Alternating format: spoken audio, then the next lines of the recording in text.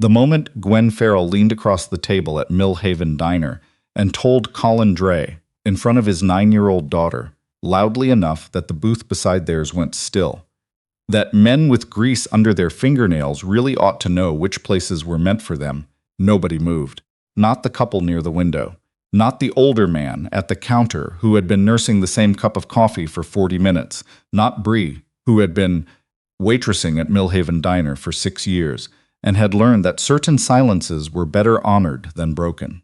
But 2 booths away, against the wall with the faded county map, a woman in a brown wool cardigan was already setting down her tea, folding her hands, and watching with the particular stillness of someone who knew exactly what she was looking at. That part mattered more than anyone in that diner understood at the time. Colin had not planned on being at Mill Haven Diner on a Thursday afternoon in October. He had planned on being under a client's truck finishing a brake line replacement, which was where he'd been at noon and where he'd expected to stay until the light in his garage went golden and he needed to put on a lamp. But Tilda had called from school at 11:15 with the restrained excitement she used only for genuinely important news, the flat, careful voice she deployed when she was trying not to want something too visibly in case it didn't hold, and told him she'd won the regional essay contest. First place. They were putting her name on a plaque. He washed his hands twice at the shop sink. Changed into the flannel shirt he kept on the hook near the door for client meetings. Told George, his part-time employee and neighbor, he'd be back by 3. Mill Haven Diner had been on the same corner since 1961. Colin knew this because the year was on the sign, and because Angelo, who had taken the place over from his parents in 1994 and run it with the steady, unhurried authority of someone who understood that a room full of people eating was a sacred thing, had told him the history twice, and because he and Tilda had been coming here on irregular Thursdays for 2 years, since Claire died and the Detroit apartment stopped making sense, and his hometown started to feel like the only honest option remaining. The diner kept a booth in the corner without making a ceremony of it. Bree knew Tilda wanted extra lemon in her water and had it ready before they sat down. The menu was laminated and sticky in one corner. The booth cushions were cracked vinyl that Angelo repaired with duct tape in colors that didn't match. There was a pie case near the counter with a slight lean that Angelo had been meaning to fix for approximately 4 years. It was not fancy, but it was theirs. In the way places become yours when you've carried something heavy through the door enough times, and nobody inside ever made you feel the weight. They had ordered before Gwen Farrell arrived. Tilda had the grilled cheese and a chocolate milkshake, which she'd negotiated up from just the grilled cheese by producing the essay ribbon from her backpack with the timing of a professional. Colin had the soup because it was October, and because Claire had always ordered soup in October, and some habits inherit themselves before you decide to keep them. He was letting Tilda read him a paragraph from the winning essay, something about tide pools and what survived in small spaces under difficult conditions, when he heard the heels. They had a particular sound, not loud, deliberate, the footstep of a person who expected surfaces to respond.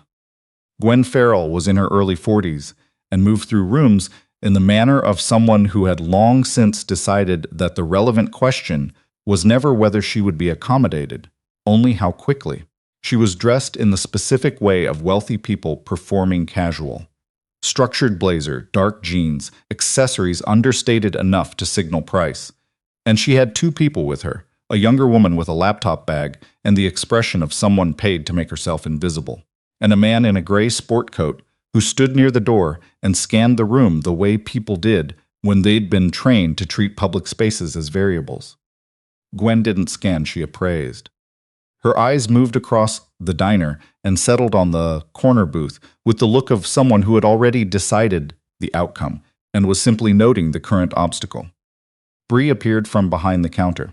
"Hi there. Welcome in. I can seat you at." "I need that table." Gwen's voice was pleasant. That was the unsettling part. Not sharp, not raised. Simply stated, the way you'd state a fact about the weather. Bree blinked. "The corner booth is occupied right now, but I've got a really nice table by the—" "I can see it's occupied. Already moving. That's why I'm telling you." Colin looked up when she reached them. Tilda was still reading aloud, not yet paying attention. He registered the blazer, the posture, the assistant materializing at her shoulder like a practiced shadow, and he felt something careful settle in him, the attentiveness of someone who had learned to read situations before they became problems. "Excuse me." Her voice had the quality of a door held open, just long enough to be technically polite. "I have a business meeting starting in 20 minutes. I need this booth." "We're in the middle of lunch," Colin said. "How long?" "We just got our food." She tilted her head. Her eyes moved across the table, the laminated menu, Tilda's milkshake, Colin's flannel shirt, and then down to his hands where they rested on the table edge. He had scrubbed them twice at the shop sink, but brake line work left things that didn't fully come out. The look lasted less than 2 seconds. Brief, reflexive. The way you check a price tag before deciding if something is worth your time. "I'll be direct," she said. "I have people flying in from Cincinnati. This table has the right light and the space I need for a working meeting." A pause. "Men who fix other people's cars don't usually have pressing business here either. But here we are. So, what's it going to take?" The diner was quiet enough now that a conversation 3 tables over had stopped entirely. Colin had heard things said about him before. "You worked a shop floor for a decade, and then ran your own garage in a small town, and there was always someone who believed the marks your work left on your hands said something definitive about your ceiling." He had made a kind of peace with it. The peace took practice and had its rough days, but it held. What he had not made peace with, what he discovered, sitting in that booth, he had not made peace with at all, was Tilda hearing it. He looked at his daughter. She had put her essay down, and she had reached into her backpack quietly, without looking up, and tucked the essay ribbon back inside. Not hiding it, protecting it. From something that hadn't asked permission to be in the room. That was the thing. "We'll be done when we're done," Colin said. His voice was very quiet, the voice he used when he was certain. "You're welcome to wait at the counter." Gwen Farrell looked at him for 3 full seconds. Then she smiled, private, contained, and reached into her blazer pocket and made a phone call. Her voice dropped to something the surrounding tables couldn't make out, but her eyes stayed on Colin the entire time. 2 things happened in the next 2 minutes. First, Angelo came through the kitchen door. He was a wide man in his late 50s who had played college football in a previous life and moved through his diner with the quiet authority of someone who had spent 30 years knowing exactly where everything was. He stood at the end of Colin's booth with his arms folded and said to Gwen, in the careful English of a man who had learned his 3rd language by working every shift, "This table is for these people, every other Thursday for 2 years. I have 6 other tables, and they are very good tables." A pause. "You are welcome at any of them." Gwen looked at him the way she had looked at the duct-taped booth cushions. "I'll remember this establishment," she said. "Good," Angelo said pleasantly. "We are easy to find." Second, the woman in the brown cardigan, 2 booths over, stood without hurry, took her phone from her pocket, and walked toward the door. Once outside on the sidewalk, she made a call. Her name was Pearl Okafor. She was 68 years old and had retired 2 years ago after 27 years at the Midwest Tribune, most of them as an investigative reporter. She had written 11 stories that resulted in criminal charges. She had covered corruption in 5 city administrations across 2 states. She had learned through repetition to distinguish between a bad day and a symptom. What she had just watched was a symptom. She had recognized it the moment the diner staff contracted, made themselves smaller, quieter, not at the unpleasantness itself, but before it, at the name. The particular shrinking of people who had learned through experience that a specific name carried a specific kind of consequence. That was not the result of one woman's bad character. That was the result of a pattern, of repetition, of a system that had taught an entire room to make itself smaller. Pearl had a former colleague at the Tribune, younger and still working, who had been 3 years into an investigation of Farrell Development Group and its acquisition practices in small towns across the tri-state area. She knew about this investigation because she and her former colleague had lunch the first Wednesday of every month. She knew her colleague was stuck. She had the financial trail. She had 4 sources. She needed one more thread. Something human, something witnessed. Pearl stood on the sidewalk outside Millhaven Diner and watched a city bus roll past. Then she dialed. It rang 4 times. Okafor, her colleague's voice, surprised. I'm in Millhaven, Pearl said. I just watched something. Do you have 20 minutes? She told her everything, not the way a witness stumbles through a story, reaching for words. The way a journalist told a story, precise, sourced, in sequence. She described what Gwen Farrell had said and the words she had used. She described the look at Colin's hands. She described the diner staff's response, the specific quality of it, the contraction of a room that had learned to be afraid of a name. She described the phone call Gwen had made while holding eye contact with a man who hadn't moved. When she finished, her colleague was quiet for a moment. The man, she said, he didn't back down. He sat there and finished his lunch. Another silence. Pearl, I've been trying to get someone who witnessed Farrell outside a professional context for 14 months. I know. This is the thread. That's why I called you, Pearl said. She went back inside, finished her chamomile, left more on the table than the tea cost for Bree. And she drove home thinking, not about the phone call, but about the 9-year-old who had quietly put the ribbon back in her backpack, and the man who had watched her do it, and what had happened in his face in that moment, and what he had decided. In the corner booth, with Gwen Farrell stationed near the window, phone still in hand, Tilda had the milkshake in both hands and was watching the door. She looked at your hands, Tilda said. Colin looked at his hands, faint gray-black along the edge of his left thumbnail. He'd been meaning to get better soap for the shop sink. Yeah. Like they meant something bad. He thought about how to answer. He thought about the honest answer, that some people built whole systems of behavior around the belief that the marks your work left on you determined your worth. And then he thought about whether that answer would leave something in Tilda that didn't need to be there yet. He chose a third thing. I think she's someone who's very good at measuring things, he said, and not very good at knowing which things to measure. Tilda turned this over. Is that sad? A little bit. She was still mean. She was. Both things can be true at the same time. Tilda looked at her backpack. Then she reached inside and took the ribbon out again and set it on the table between them. Are you okay? She asked. The careful voice. The monitoring. He knew it, had known it for 2 years, the way a child who has lost one parent learns to take the emotional temperature of the one remaining. I was for about 30 seconds, he said. Then I looked at you. She made the face, embarrassed, almost smiling. That's so corny. Mechanic Dad, it's contractually required. When they finally left, Colin leaving cash that was more than he should have, because Bree had done something quiet and hard in staying steady. Something unexpected happened. The man at the counter started it. He set down his cup and put his hands together, looking at Colin, not making a show of it, just a decision, made visible. The couple by the window followed, then the family in the back booth, then one by one, the whole room. Not loud, not theatrical. People on their feet, nodding, with the specific recognition of a community that had watched something happen in its room and wanted it on record that they'd seen it. Tilda looked up at her father with wide eyes. Colin nodded once, small, quiet, and walked his daughter out into the October afternoon. Gwen Farrell didn't look up from her phone as they passed. But 3 people at nearby tables had stopped pretending not to watch her. The investigation did not make noise when it moved. It expanded, which was different, slower, more methodical, and ultimately more complete. Pearl's call gave her former colleague the thread she'd been waiting 14 months to find.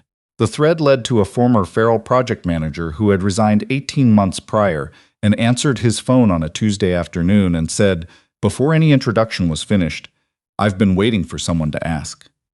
It led to Howard, a retired county engineer who had been on the wrong side of a zoning reversal he'd never fully understood, and who gave his name carefully, with the precision of someone who has rehearsed a thing for years without knowing he was rehearsing it.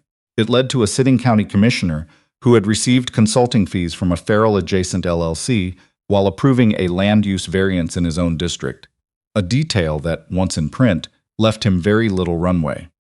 The Tribune story ran 8 weeks after the Thursday at Millhaven Diner. It was sourced from 12 people, documented a pattern across 7 small towns in 2 states, and was specific enough that the Farrell Development Group's communications team issued a statement the same afternoon it posted online. Gwen Farrell was named. Her conduct at Millhaven Diner was in the 5th paragraph, witnessed and described by Pearl Okafor, whose 27-year career was summarized in 3 sentences that didn't need to be longer than they were. Pearl gave one quote, "What I observed reflected a pattern I've spent 3 decades learning to recognize. It wasn't rudeness, it was reflex, and reflex tells you the behavior is practiced." Colin Dray was mentioned by first name and general description. The Tribune reporter had sent 2 emails and a voicemail. He had read the emails, thought about them for a total of perhaps 4 minutes, and filed them alongside the things he wasn't going to act on. His sister called from Columbus the morning the piece ran. "Are you reading this?" I saw the headline. "How are you feeling about it?" He was at the garage, early, bay door open, the cold October morning coming in off the street. He had 3 oil changes scheduled and a transmission diagnostic he was genuinely curious about the same as I felt last Thursday. That can't be your whole answer. I made a decision in a diner. A woman with resources and political access made a habit of using them to take things that weren't hers. Those are 2 different stories that happen to be in the same room. They're connected now. I know that. He leaned against the doorframe. Doesn't change why I did what I did. I wasn't trying to bring down anyone's company. I was having lunch with my kid. Tilda had already heard about it from 3 people at school before she got home that afternoon, including her teacher. She handled this with the composure that was, to anyone who knew her, entirely predictable.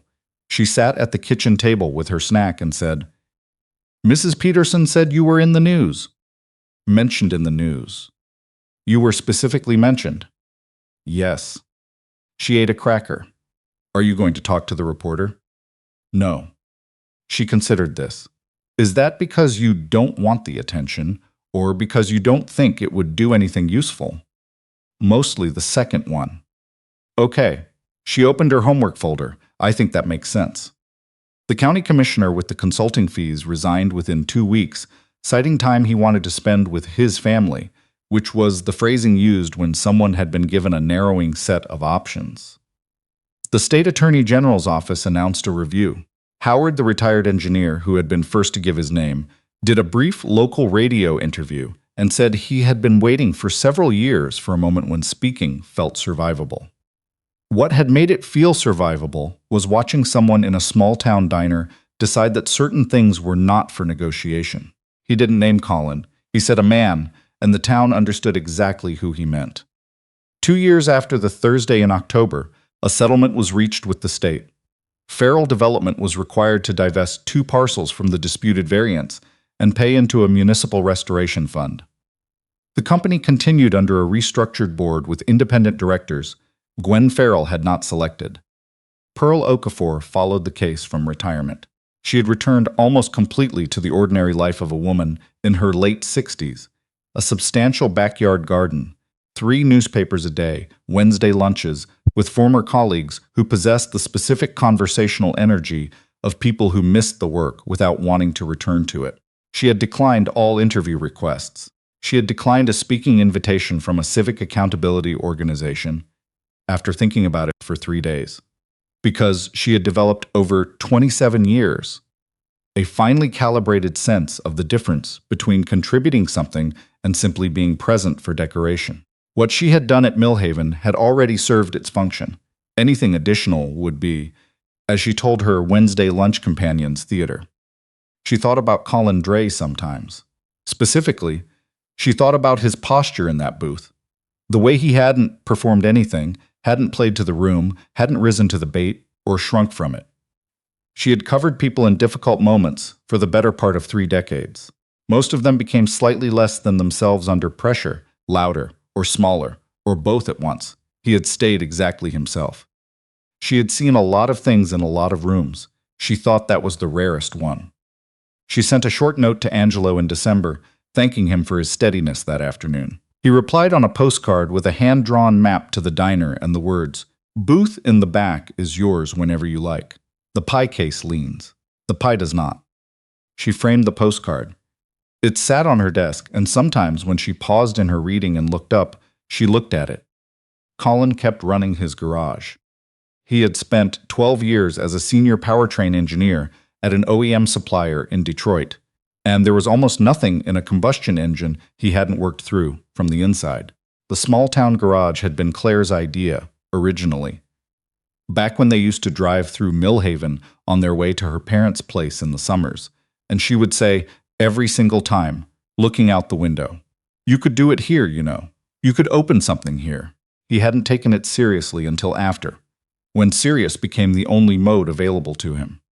He had 3 bays and 1 part-time employee, and a waiting list that ran 2 weeks on most work. He was not wealthy. He was not trying to be. He paid his bills, put money into Tilda's college fund, and replaced the shop sink in March with one that had a better soap dispenser. The thumbnail situation improved significantly. He thought about Claire on quiet evenings. She would have seen the essay ribbon and done something characteristically. Immediately, Claire pinned it to the kitchen corkboard, stepped back, moved it 1 inch, declared it perfect. She had always known how to mark the moments that deserved marking. He had pinned the ribbon there himself the night they got home from the diner. He hadn't planned to. He'd walked in and seen the empty corkboard and done it before he'd thought about it. He'd left it where he put it. It was already in the right place. Tilda turned 11 the following spring. She had moved from tide pools to volcanology, about which she had strong and developing opinions. She still ordered the grilled cheese at Millhaven Diner. She had started reading the framed print Angelo put up near the door, that November, the measure of a person is what they hold on to when someone tries to take it. Not making a thing of it, just reading it each time, on the way in or the way out. On a Saturday in April, a year and a half after the October Thursday, they came in for their usual lunch. Angelo came out of the kitchen and stood at the end of their booth with his arms crossed and didn't say anything, which was how he always greeted them, and which communicated what it always had. Bree brought their drinks before being asked. The pie case still leaned slightly to the left. The afternoon light came through the front window at its usual angle. Tilda was explaining, with considerable urgency, why the Cascade Range was severely underappreciated in discussions of North American volcanic systems, and Colin was listening, asking the right questions, following her where she wanted to go. He drank his coffee while it was still hot. Outside, the town moved through its Saturday. People with somewhere to be and people with no particular destination, ordinary lives running alongside each other the way they always did. Mostly without recognition, mostly without anyone stopping to mark what was being carried or how quietly it was being carried. The garage would be open Monday. The waiting list was 2 weeks out. There was a transmission diagnostic in Bay 2 that he was genuinely looking forward to. The soup was good. The coffee was hot. Tilda was talking about lava with the focused passion of someone who had found a subject large enough to hold all her attention. He listened. He asked the right questions. He let her talk herself to the conclusion she found on her own. That was the whole of it that had always been enough.